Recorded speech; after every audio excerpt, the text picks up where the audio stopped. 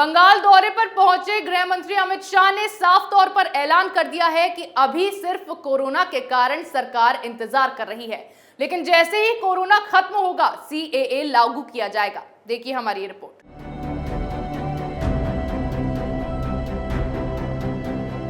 केंद्रीय गृह मंत्री अमित शाह गुरुवार को पश्चिम बंगाल के दौरे पर पहुंचे। उन्होंने सिलीगुड़ी के रेलवे स्पोर्ट्स मैदान में रैली के दौरान मुख्यमंत्री ममता बनर्जी पर जमकर निशाना साधा। गृह मंत्री ने कहा कि हमने सोचा था कि ममता बनर्जी तीसरी बार जीती हैं तो शायद सुधर जाएंगी, लेकिन कुछ नहीं बदला। ममता दीदी को अपने 3 बार चुना, उसके बाद भी आप नहीं सुधर रही हैं। उन्होंने कहा कि जब तक ममता दीदी बंगाल की जनता पर अत्याचार, भ्रष्टाचार, कट मनी और सिंडिकेट का राज खत्म नहीं करेंगी तब तक भाजपा अपनी लड़ाई चालू रखेगी। शाह ने कहा कि चुनाव के बाद बंगाल में जो हिंसा हुई उसके बाद ह्यूमन राइट कमीशन ने भी माना कि बंगाल में कानून का राज नहीं है, बल्कि यहाँ जो सत्ता में है उनकी इच्छा का राज है। इस दौरान अमित शाह ने नागरिकता संशोधन कानूनी यानी सीएए को लेकर भी बंगाल सरकार को निशाने पर लिया। शाह ने कहा कि टीएमसी अफवाह फैलाती है कि सीएए जमीन पर लागू नहीं होगा। कोरोना की लहर खत्म होने के बाद सीएए को लागू किया जाएगा। कान खोलकर के टीएमसी वाले सुन ले कि सीएए वास्तविकता था, है और रहेगा। बंगाल से घुसपैठ खत्म करेंगे। आगे अमित शाह ने कहा कि पीएम मोदी ने पिछले 2 साल में लोगों को मुफ्त अनाज दिया, लेकिन उसमें ममता दीदी अपनी फोटो लगा रही हैं। गोरखपुर से सिलीगुड़ी तक 31,000 करोड़ रुपए के खर्च से 545 किलोमीटर की सड़क का काम शुरू हो गया है।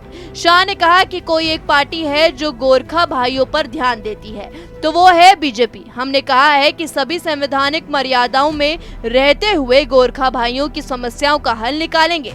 इसके साथ ही शाह ने कहा कि ममता दीदी ने बंगाल को आर्थिक रूप से कंगाल कर दिया है। 1947 में बंगाल का देश की जीडीपी में 30% हिस्सा था, जो 2022 में घटकर 3.3% कर दिया गया। ममता दीदी क्या आप बंगाल की जनता को जवाब देंगी? वहीं अमित शाह के सीएए वाले बयान पर सीएम ममता बनर्जी ने अपना रिएक्शन दिया है।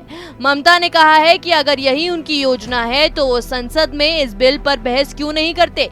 मैं नहीं चाहती कि किसी भी नागरिक के अधिकारों को कोई नुकसान पहुंचे। उन्होंने कहा कि 2024 में बीजेपी सत्ता में नहीं लौट रही है। 1 साल के बाद वो यहाँ आए हैं और फालतू की बातें कर रहे हैं। ममता बनर्जी यही नहीं रुकी। उन्होंने आगे कहा कि वो गृह मंत्री हैं, इसलिए उनको दिल्ली देखना चाहिए। दिल्ली के जहांगीरपुरी, उत्तर प्रदेश और मध्य प्रदेश में क्या हुआ, उनके पास बंगाल नहीं है, इसलिए बंगाल के बारे में उन्हें ऐसी बातें नहीं करनी चाहिए। बीजेपी का काम बांटना है।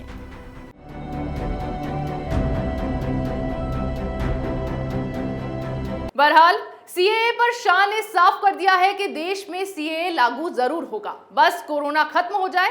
ऐसे में अब देखने वाली बात ये होगी कि आखिर विपक्ष शाह के इस ऐलान के बाद क्या कदम उठाता है। ऐसी खबरें हम आपके लिए लाते रहेंगे, तब तक के लिए देखते रहिए कैपिटल टीवी।